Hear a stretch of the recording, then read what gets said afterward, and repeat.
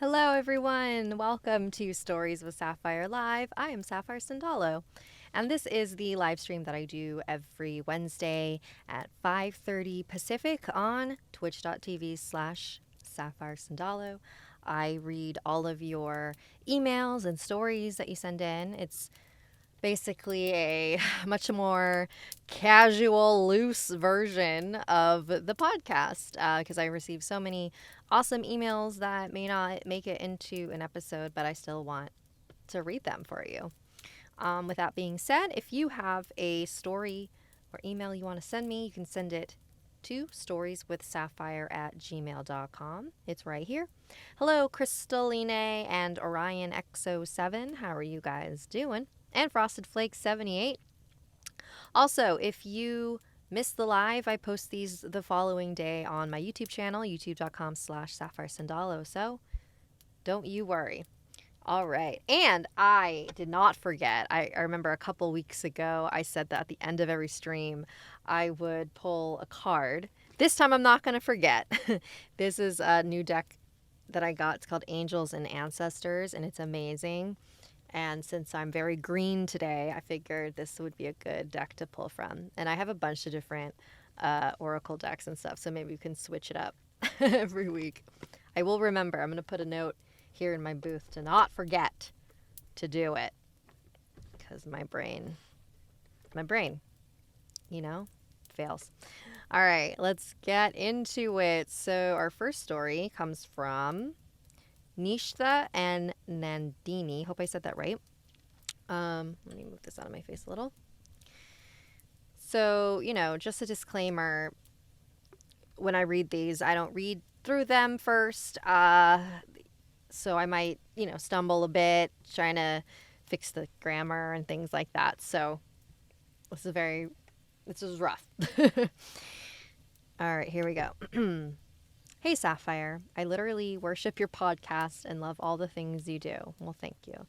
Now for the story. This all happened the day I almost died, but my sister was there to protect me. Some 20 years ago, there used to be two sisters who were dancers and practitioners of classical dancing. They used to wear gongru. Don't know if I'm saying that right. They are like anklets, but with relatively bigger bells, worn during classic dances. One evening, as they were practicing in the village square, which was right behind the house that was later ours, lightning struck and it hit an electricity pole which landed on both of them, crisping them to death. Every night after their death, the villagers have reported to hear the bells of gongru as if someone was dancing really hard. The more they listened to the sound, the nearer it felt. Many have died as they wanted to figure out the source of the sound, falling to their death from the terraces. When I was born in 2006, my family moved to the city. My grandparents refused to go to the city and remained in the village now. By the time I was 10, my younger sister, by the time I was 10, my younger sister, who is my cousin, was 8 years old. We were visiting our grandma and were sent to sleep on the terrace. We were told to sleep immediately.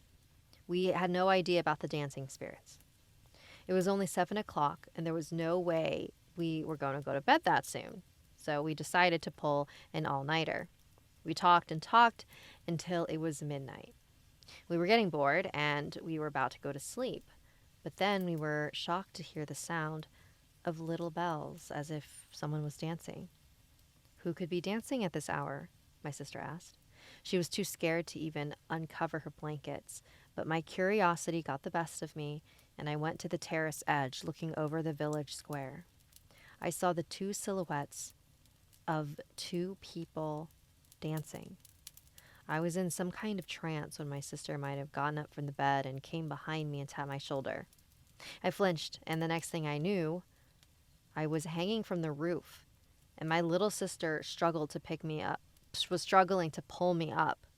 But considering the fact that we're almost the same size and me hanging from the roof gave her enough strength to pull me up. When I was safe, we both looked down. The silhouettes were gone, but the ringing was unbearable. It was getting louder and closer by the second. We both ran down. To our luck, our parents were still up talking, and we played cool and simply said, We wanted to sleep with them tonight.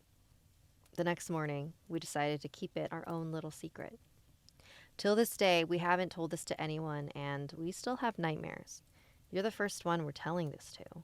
It was 5 years ago. We never slept at that house again, and it has been years since we visited, as our grandpa passed away in 2010, followed by our grandma in 2016, the same year that this happened.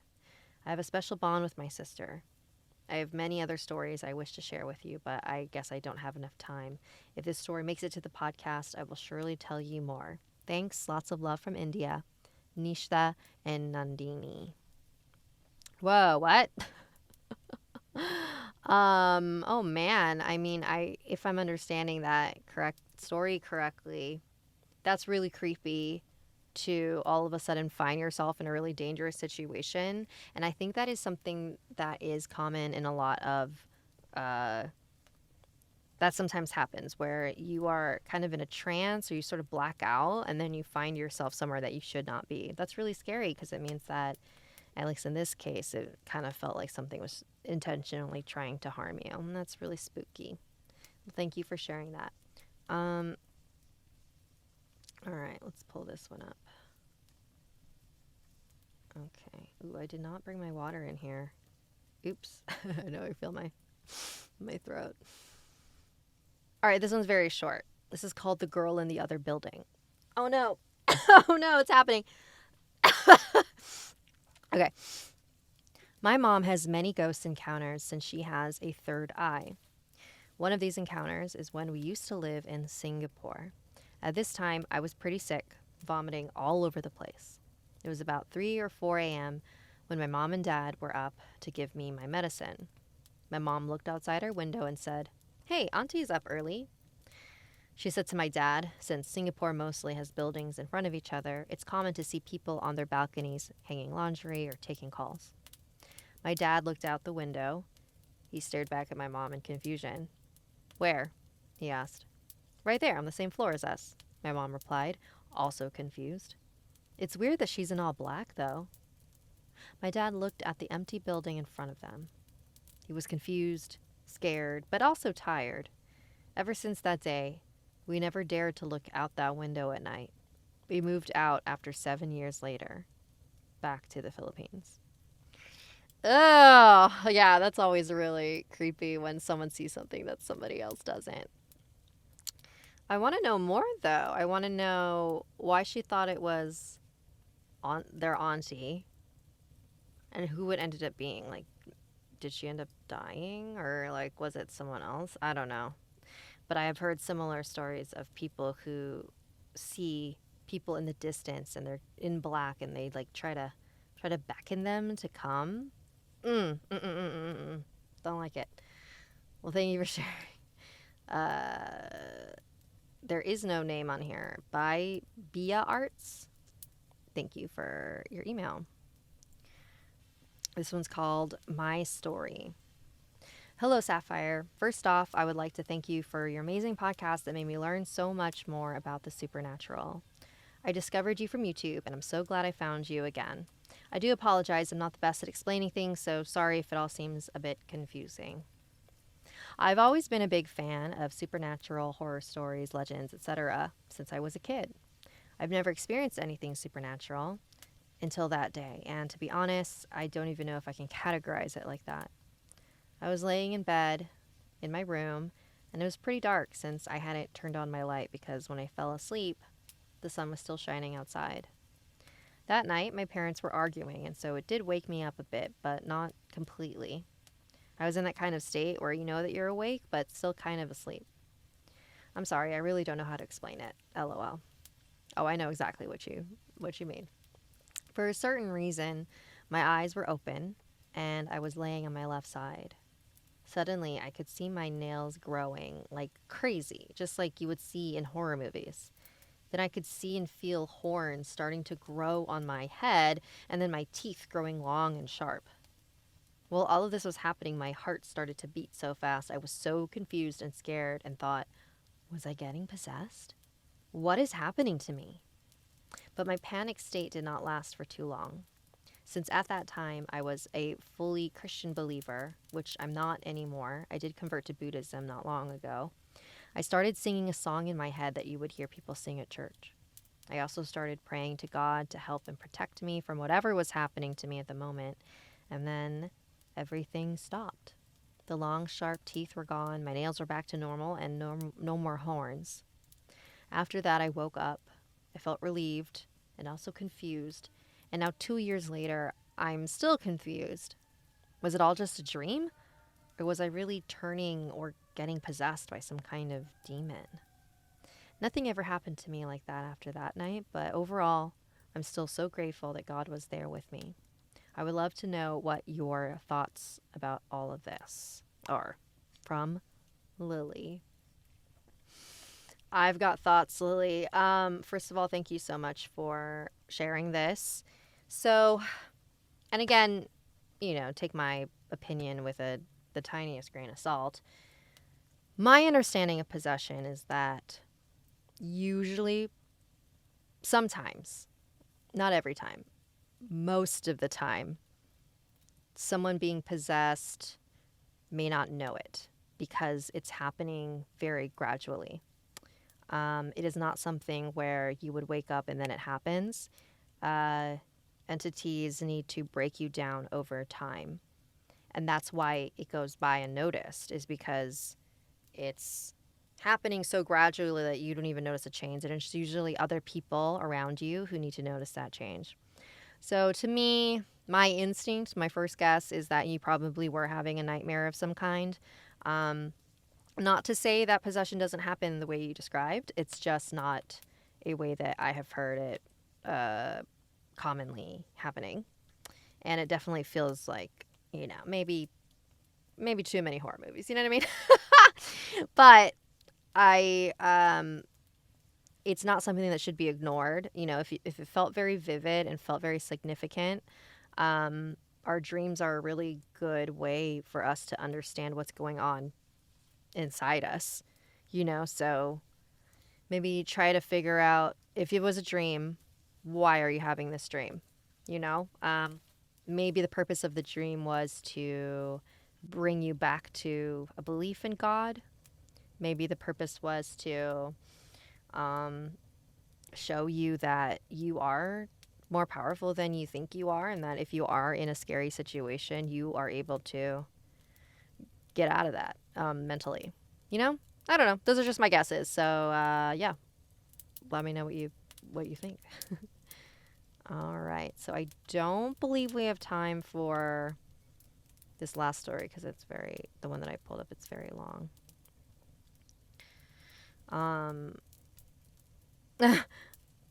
LOO3VE says green vibes equals we don't talk about Bruno. Yeah. Oh my God. Yeah. I love Encanto. All right. We're going to pull a card from here, y'all. So this will be a community reading. We'll just do one card. So I don't know if anybody has this deck, but it is so great. I feel like every time I've used it, it's been totally spot on. It's called Angels and Ancestors. Available online. I personally got mine at House of Intuition, which is a spiritual shop in LA. All right, guys, let's see. What message do our ancestors have? Also, before I pull a card, I want to say, if I can't remember if I may not have shared it on a live stream before because I'm going to share it on an upcoming podcast, but I've been, or maybe I shouldn't say it. Yeah, you know what? Sorry, you'll have to wait for the podcast. Sorry, I'm the worst. All right. Oh my gosh, Compton Animator, thank you for subscribing. Is that you, Chris? Me and Chris used to work together when I was still working in animation. I don't know if we ever animated together, but I know that I was a production coordinator when you were animating on Mr. Pickles, right? I don't know if any of you guys watched Mr. Pickles on Adult Swim. I think it aired at like midnight. The most wild show that you'll ever see. But it was honestly so much fun. I made such good friends on that show. It was a good time. I don't know if it might be streaming on Hulu. I'm not sure. All right. Well, thanks for joining, Chris. Let's see here.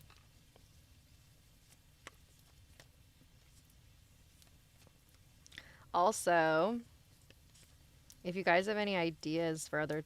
Ooh, that one just popped out. If you have any ideas for other types of live streams you'd like to see me do, let me know. I want to start streaming a bit more because Mama needs some more money. If you want to see drawing, like I used to stream when I was drawing the thumbnails for my podcast, and then I stopped doing that, but I could do that again. What else can I do? I can just do readings. Just give people weekly readings. Yeah, just let me know. Let me know what you think. Give me ideas. What do you want to see? All right. You guys ready for your collective reading? Oh, I love this card. Okay, speaking of Encanto, Elder, what does it say? Move beyond ancestral patterns. This is literally what Encanto is about. So we're going to go, let me read it. So this is a new deck for me, so I haven't memorized everything yet. So I'm going to read it for you. Move beyond limitations that have been set for you by family members past and present. Know that the energy of your spirit is more powerful than genetics and behavioral patterns. The Aboriginal people are the oldest tribal people still living on the planet. Their hunter-gatherer culture and ancient spirituality are rooted in tradition and balance with the earth. So the Aboriginal ancestors are offering you not only wisdom that will help you heal and adapt to the ever-changing planet, but also an understanding of what a spiritual life should be. The elder is the ancestor who comes with a message of healing change. He's an embodied soul, yet he has had journeys that go beyond the physical. Therefore, he represents a reclamation of power. When he appears, it's an acknowledgement that you have the capacity to move beyond the limitations that have been placed upon you. If you have had expectations of success, failure, sadness, or even sickness placed upon you by your family, it's important to know that you are here to create your own story. This card represents personal healing that will bring healing to your family lineage, past, present, and future. Know that you get to decide what you take on. And also know that your ancestors are rooting for you and are sorry for any setbacks they have created for you. That is Encanto, 100%. Speaking of which, Turning Red also, I feel like is similar. Also dealing with breaking generational curses. But yes, all right, this is your message for today. All right. We got a question. If you ever come across possession or helpful spirit in your emails, I'm eager to hear you read it. Oh, okay. Cool. Well, thank you for joining me today. Just a reminder, if you want to send me an email, it's on the screen, storieswithsapphire@gmail.com. And yeah, let me know what type of stuff you guys want me to stream. If you just want me to keep reading stories, you want me to give card readings, you want me to draw, you want me to make music, I don't know. Give me ideas. All right, I hope everyone has a great rest of your Wednesday. And don't forget to watch The Ghost Town Terror, which is streaming right now on Discovery Plus, and it's also airing at random times on Travel Channel. New episodes come out every Friday. And there's one episode out now, so 5 more episodes to go. It's a really fun show. Please watch it so we can maybe get a second season. All right, everyone. See you next week.